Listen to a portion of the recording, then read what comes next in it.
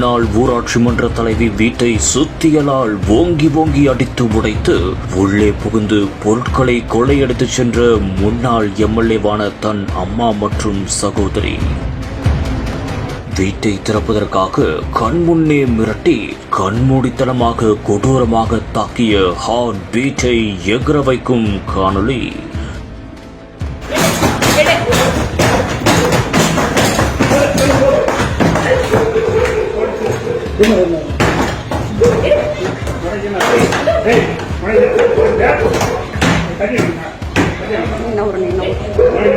ஊருக்குள் வந்தாலே அடித்து விரட்டப்படும் கொடூரம்.